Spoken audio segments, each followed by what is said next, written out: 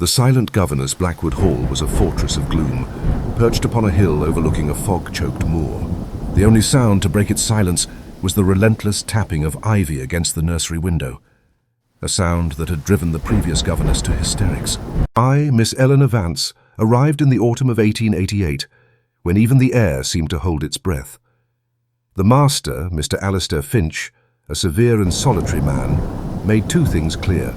The children, twins Thomas and Evelyn, were not to be coddled, and I was never under any circumstances to acknowledge the other presence in the house. The twins were pale and whisper-thin, their eyes as flat and lifeless as a doll's. They never spoke of their mother, who, I was told, had died in childbirth.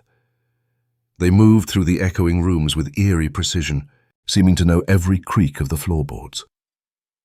During lessons they sat silent, their cold hands gripping mine with a strength that felt like bone. The first sign of her was a scent, a faint, cloying sweetness, like wilting lilies. It drifted from the nursery at dusk, vanishing the moment I opened the door. The twins would simply watch me from their beds, faces pale against their white sheets. Then came the sounds, not clanking chains, but a lullaby, tuneless, broken, as if hummed through the walls themselves. When I asked the children about it, they only shrugged, their eyes fixed on something just beyond my shoulder. One night I found their hair neatly braided, their nightgowns buttoned to the collar, though I'd left them tousled and unkempt at bedtime. A chill, like a hand of ice, slid over my skin. This was no prank. It was a mother, or what remained of one. Soon after came a new noise, a faint rhythmic tapping from the wardrobe, echoing the ivy at the window. The dread was suffocating. I forced myself to open the door. Inside, nothing but neatly folded clothes. Then I saw it. A small, dusty handprint on the back wall, and beside it a larger one, as if a mother had once rested her hand upon her child's. A storm broke over the moor the next day. Wind battered the hall, and the sweet scent of lilies filled every room. The twins grew silent, retreating into themselves. At the edge of my vision, I saw a flicker of white, lace, or perhaps a veil. That night, as the clock struck midnight, a scream shattered the silence. A woman's scream, raw, despairing, full of grief. It came from the library below. There, by the hearth, stood a woman in a white gown, her face hidden by lace.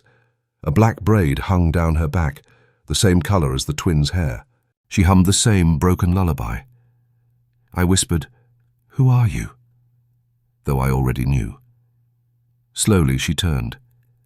Beneath the veil was no face, only a blur of shadow and rotting flowers.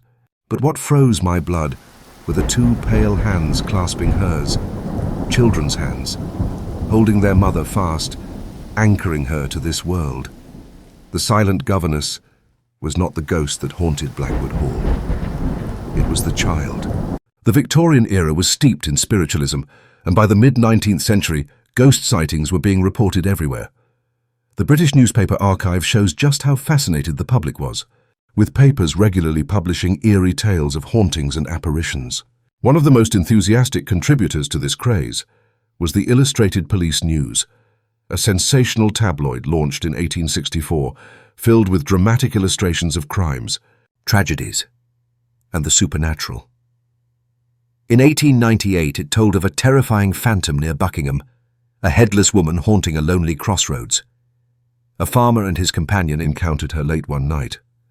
Their horse trembled. The figure vanished, then reappeared, motionless and silent.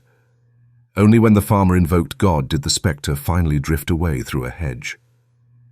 Reports like this were common. A Sussex toll-keeper's ghost was said to appear each year on the anniversary of his murder, pointing to the ground where he fell. In Plumstead, near Woolwich, a white spirit frightened locals so badly that crowds gathered nightly to hunt it down, only to discover it was a prankster. In Chard, a murdered man's cottage was so haunted by his killer's ghost that tenants fled in terror. And in Garstang, a postman quit his job after a towering, pale apparition blocked his path and warned him to change his ways. Even soldiers weren't spared. At Aldershot in 1877, spectral figures glowing with phosphorus leapt out at sentries, causing such panic that double guards were ordered. By 1895, ghost hysteria had reached such heights that 1,000 people stormed Hackney churchyard to hunt a supposed spirit. Graves were trampled, pockets were picked, and the night ended in chaos, all because of a legend about a boy struck dead for swearing over a game of cards. These stories, published with breathless excitement, show how deeply the Victorians were captivated by the supernatural, half believing.